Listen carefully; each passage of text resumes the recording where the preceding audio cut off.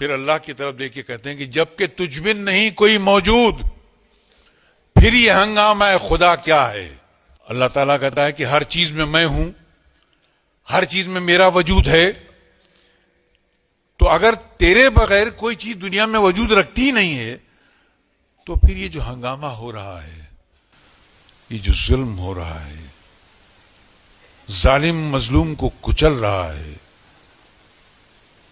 پیٹ کے پیچھے انسان دن صبح سے شام تک بھٹکتا ہے، بے گناہوں کا خون بہتا ہے، کوئی کسی کی سنتا نہیں.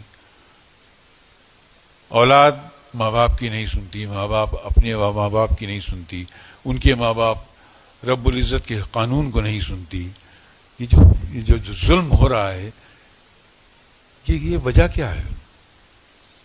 جبکہ تجھ بن نہیں کوئی موجود پھر یہ ہنگامہ اے خدا جو دنیا میں ہو رہا ہے، اس کی وجہ کیا ہے؟ ہم کو ان سے وفا کی ہے امید جو نہیں جانتے وفا کیا ہے.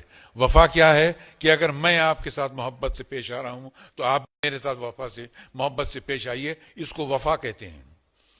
اس دنیا میں سب سے بڑا وفادار آپ کے گھر میں کوئی ہے تو وہ آپ کا آئینہ ہے. آپ جس حالت میں اس کے سامنے کھڑے ہوتے ہیں وہی شکل آپ کے اندر سے دکھاتا ہے. وہ اگر آپ اس کے سامنے سوٹ پہن کے کھڑے ہیں تو وہ سوٹ والا عکس آئے گا سامنے. اگر آپ میری بہن برقع پہن کے کھڑی ہیں تو برقعے والی نظر آئیں گی. اگر سر پہ دوپٹہ لیا ہے تو دوپٹہ نظر آئے گا، اور اگر دوپٹہ نہیں ہے تو دوپٹہ نظر نہیں آئے گا. یہ ہے وفا.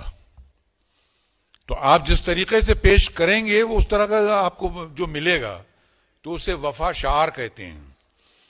تو ہم ان لوگوں سے وفا کر رہے ہیں جن کو وفا کا مطلب تک نہیں معلوم. میں ان سے محبت سے پیش آ رہا ہوں، وہ مجھ سے نفرت سے پیش آ رہے ہیں. ہم کو ان سے وفا کی ہے امید. میں ان سے وفا کی امید لگا کے بیٹھا ہوں کہ میں تم سے اچھی طرح پیش آ رہا ہوں، تم بھی مجھ سے اچھی طرح پیش آؤ. میں ان کو معلوم نہیں کہ وفا کا مطلب کیا ہوتا ہے. آخر میں غالب کہتے ہیں ہاں بھلا کر تیرا بھلا ہوگا، اور درویش کی صدا کیا ہے. اس دنیا میں ایک ہی چیز ہے جس کا عوض صحیح پورا ملتا ہے. آپ کسی کے ساتھ بھلائی کیجئے.